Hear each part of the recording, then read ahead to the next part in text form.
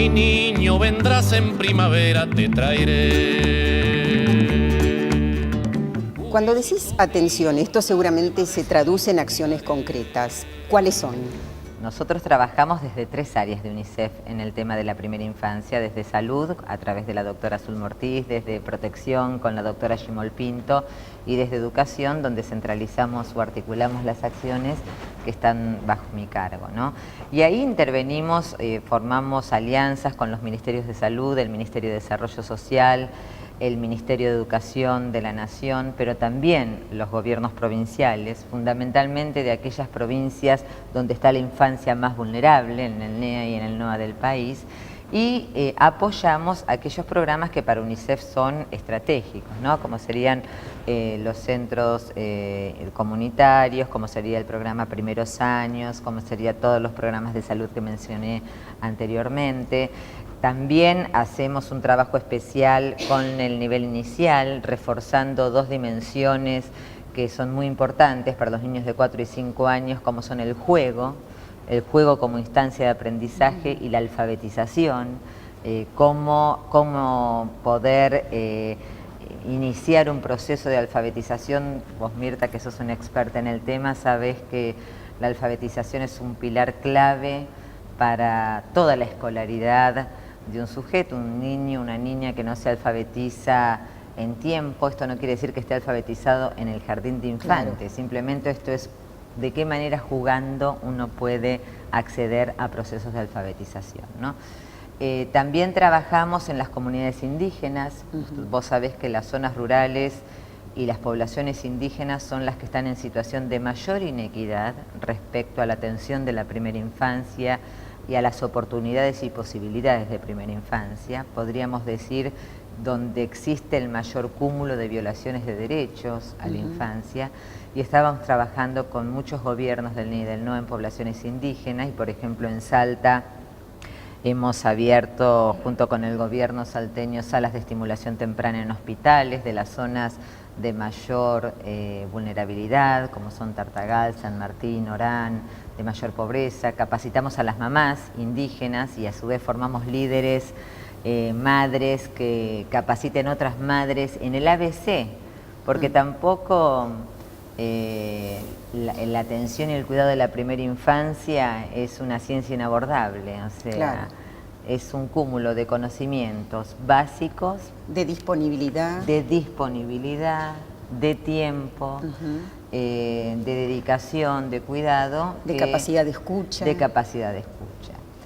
Respecto a que todos podemos estar en contacto con y tener ese rol, ¿no?, de atención y cuidado y protección. A mí me gusta el término protección a la primera infancia, porque en realidad estamos protegiendo sus derechos cuando se hace política pública destinada a la primera infancia.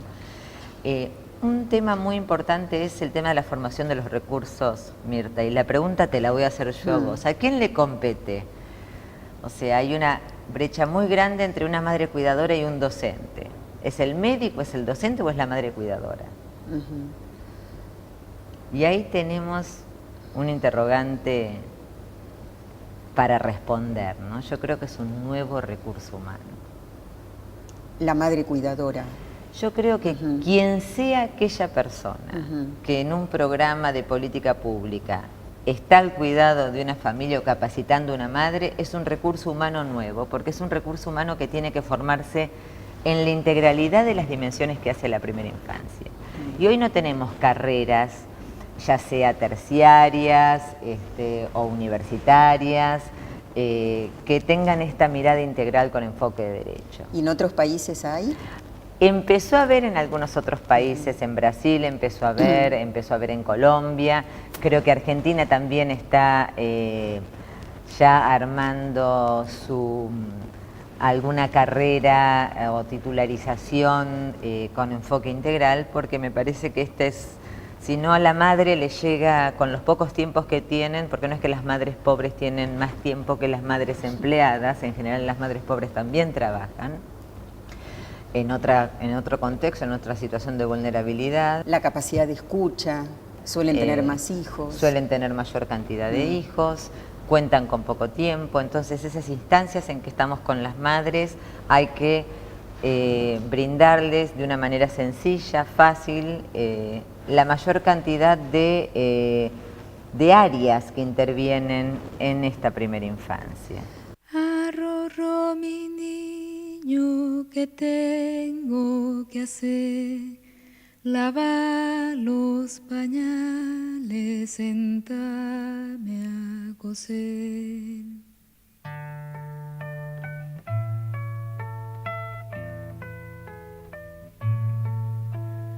Don José trabaja y María también, y yo trabajando te doy de comer. Ahora, todas estas acciones que hace UNICEF, ¿están de alguna manera sostenidas, amparadas por investigaciones previas? UNICEF en todo el mundo, digamos, ¿cómo establecemos las prioridades, ¿no? En primer lugar, con una lectura muy, muy aguda de los datos.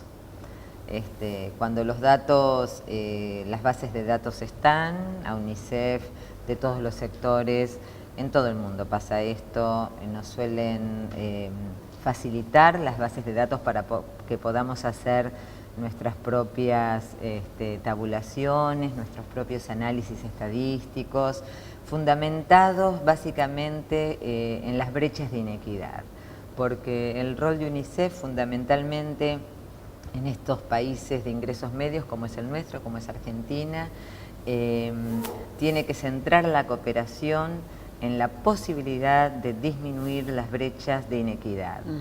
Entonces refocalizamos toda nuestra cooperación para esos sectores, ¿no es cierto? Los sectores más vulnerables del país. Por el otro lado, hacemos investigaciones con centros académicos, con universidades, con fundaciones. Todo está basado en la evidencia científica, estudios cuantitativos generalmente cuando hablamos de primera infancia.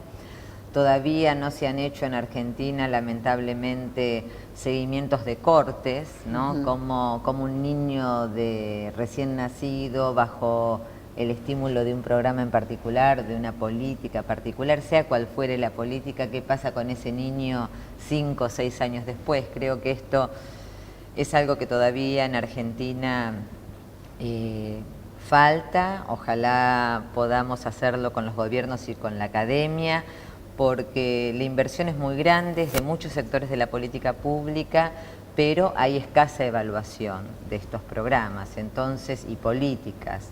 Entonces podemos decir, cuando uno los ve en territorio, la política realmente puede ser muy buena o un programa puede ser muy bueno, pero adolece todavía de evaluaciones que la evaluación, como vos sabés, brinda una información sustantiva para ajustar lo que haya que ajustar, seguir fortaleciendo lo que haya que fortalecer, pero nos tenemos que manejar con información para poder direccionar los recursos de la mejor manera posible. Reconocer la preexistencia étnica y cultural de los pueblos indígenas argentinos, garantizar el respeto a su identidad y el derecho a una educación bilingüe e intercultural, reconocer la personería jurídica de sus comunidades y la posesión y propiedad comunitaria de las tierras que tradicionalmente ocupan, y regular la entrega de otras arcas suficientes para el desarrollo humano.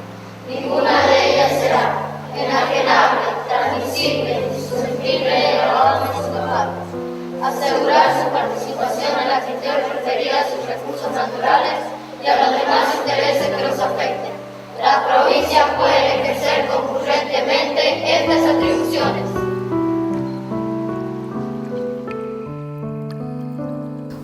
Bueno, he visto que ustedes producen materiales muy variados, muy diversos. Contanos cuáles son y sobre todo a quién están dirigidos. Sí, bueno, a distintos públicos, ¿no? Nosotros tenemos un foco de la cooperación que es generación de conocimiento. UNICEF no es una universidad, por lo tanto, lo que tiene que tender a hacer UNICEF en función de la generación de conocimiento es justamente ver ese bache, ese vacío, esa vacancia que hay en la academia respecto a la infancia o la adolescencia. Entonces, lo que la academia no tiene programado investigar y UNICEF dice, acá hay un vacío necesario de llenar, es ahí Específico. específico, es ahí donde establecemos la alianza con la academia, a veces también es la alianza con la academia y los gobiernos, a veces son tripartitos y acordamos el estudio que en función de la evidencia tenemos que hacer para obtener mayor información que nos ilumine a todos, ¿no? Y en este sentido, por ejemplo, en el año 2011 hemos publicado junto con la UNSAM un material sobre los servicios de la atención a la primera infancia. Hay muchos servicios de atención a la primera infancia, pero son pocos los que están supervisados. Tampoco hay demasiadas reglamentaciones o regulaciones. Y cuando uno se pregunta cuál es el piso mínimo de calidad que tiene que tener un servicio para que una mamá de cualquier lugar de la Argentina deje tranquila a su niño o a su niña en ese centro de atención primaria. Bueno, entonces un poco en la búsqueda de este piso de calidad que deberían tener todos los servicios, se hizo una investigación que da cuenta de, digamos, de hallazgos, de vacancias, de desafíos pendientes. Otro tema de indagación novedoso para la Argentina, que lo hicimos junto con un gobierno y un grupo de especialistas de UNICEF, donde trabajó a la cabeza Nilda Weinstein, que es una colega, una persona que sé que también quieres mucho. Un diagnóstico de maltrato. Te iba a preguntar justamente si todo este trabajo de UNICEF está dirigido solo a niños de los sectores vulnerables o también hay situaciones de riesgo en chicos de clase media o alta. Sin duda, el riesgo atraviesa todos los sectores sociales, digamos. Hay distintos tipos de violaciones de derechos o de vulneraciones de derechos que atraviesa la infancia y la adolescencia. La pobreza o la indigencia es un factor de riesgo que puede agravar las situaciones, pero está mucho más invisibilizada, fundamentalmente si hablamos de maltrato, abuso y violencia. Está mucho más invisibilizada esta problemática en los sectores medios, medios altos o altos, que en los sectores populares o en los sectores más pobres, que son los que se terminan, digamos, haciendo eco los medios. Ahora, al estar más invisibilizada, ¿cuesta más intervenir? Al estar invisibilizada es muy difícil intervenir porque, mirá lo que sucede, Mirta, es un tema muy interesante. Por suerte Argentina ahora tiene ley, entonces toda la función pública, todo adulto que está con un niño, un adolescente, hoy sabe que hay una ley que hay que cumplir, que es la Ley de Protección Integral, y cuando ve una situación de maltrato, ya no puede hacer oídos sordos, ¿no? Vos pensás cuántos maestros en sus grados o en sus salitas de jardín de infantes ven chicos que vienen con moretones, a veces con fracturas, a veces los ven callados, distintos síntomas, alertas. Hay distintas alertas que tiene el maltrato físico o que tiene el abuso sexual. Y antes estas cuestiones los maestros las sufrían, los chicos la atravesaban y sin embargo no se sabía cómo actuar. Y bueno, creo que hoy sí está la ley y están los canales o el camino crítico que hay que seguir, no para que el docente se haga responsable, sino para que el docente sí es responsable de una vez que está la alerta, hacer una derivación en tiempo a los especialistas que tienen que atender. Contanos ahora a futuro, ¿cuáles son los proyectos inmediatos? A futuro, bueno, tenemos, te voy a decir con mucha alegría, por ejemplo, tenemos ya varias provincias del NEI y del NOA con ganas de que se generalicen esto de las madres promotoras de derechos, que son madres indígenas que capacitan a otras madres en el cuidado de la atención de la primera infancia y que lo vamos a hacer en articulación con los gobiernos provinciales.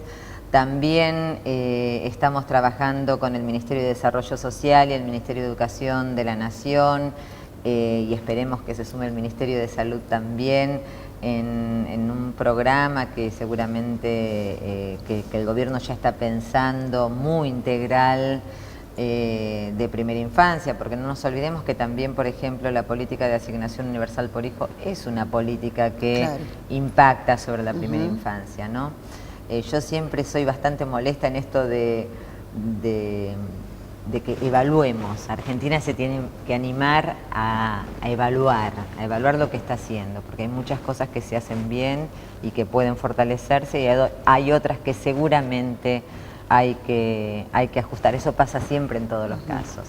También decirte con alegría que vamos a seguir fortaleciendo todos los centros de atención comunitaria, todos los SIC que hay a lo largo de todo el país, con materiales, con capacitación.